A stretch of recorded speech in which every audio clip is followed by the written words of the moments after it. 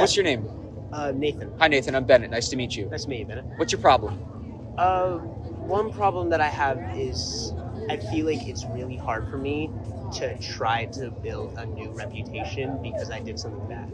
Because over the years, I always wanted to be out there, mainly just because I wasn't really worried over the years on trying to like be friends with a lot of people that I knew growing up, but more just like I was just trying to be known or just trying to be on everyone's good side. So because of that, I've kind of built a reputation where I've been like really sporadic or always like cracking jokes in the middle of class. I'm younger. I'm 15. So because of that, I've kind of just like built this thing where people just know me. It's like, oh, it's Nathan. It's the guy. He's always doing something. Always like yelling something in the class.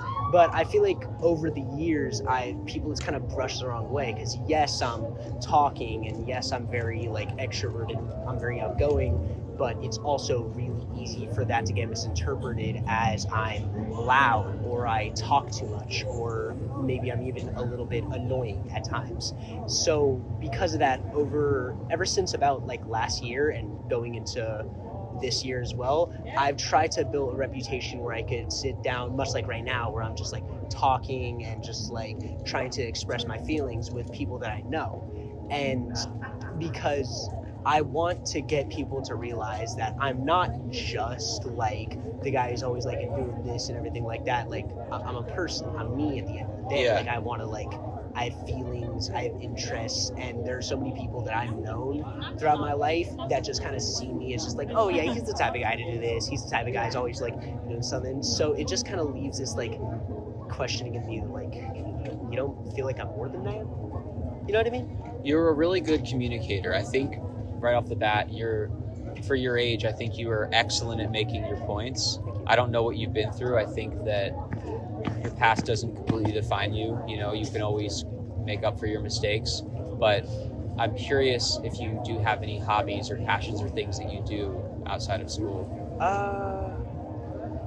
I do like biking after school with my friends sometimes. Okay. We bike out late. Most of the time we go to 7-Eleven, just wait till it's dark, and then we just head home. Do you like any creative sort of talents? Not any that comes to mind, but I can appreciate it. Like I can appreciate if something is really like well thought out. I used to take a ceramics class, but I didn't really have that much interest in it. Got it. Well, my suggestion to you would be maybe consider making TikTok videos, because I think that your story would relate to a lot of people, and I think you have a good speaking voice and you tell stories well. And if you talked about your kind of journey of like feeling like overlooked or outcast, or, you know, it sounds like you're maybe trying to turn things around. Is that correct? Sorry? Are you trying to like kind of turn things around? Yeah. You said you had like some reputation issues, right? Yeah. I think a lot of people would relate to that. And I think your sort of story of not wanting people to see you for one thing, a lot of people on TikTok probably feel alone, and you know, but you can be like the guy that has the courage to make videos about that. Yeah. Like I could be like an outlet to something. Yeah, I mean, you know, I always appreciate when people are guests on my show and, you know, we have a couple minutes to talk about it. But if you had a whole channel where you kind of talked and expressed yourself, and, you know, we need more young people like that to speak up, you know? Yeah. Just start a podcast. You could. I actually had somebody tell me today that I inspired them to start their own thing, and that made me feel really good because I've been doing this that long. Really? So maybe you can be the next one. Maybe.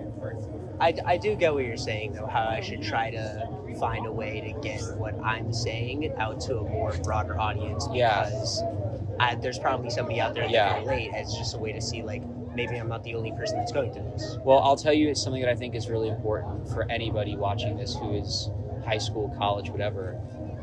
I'm finding that strangers are more supportive than your friends. Strangers are more supportive than your friends in the time when social media has taken over the world, and you know, we post things because we think, oh, it's going to impress people or it's going to define our social status, whatever.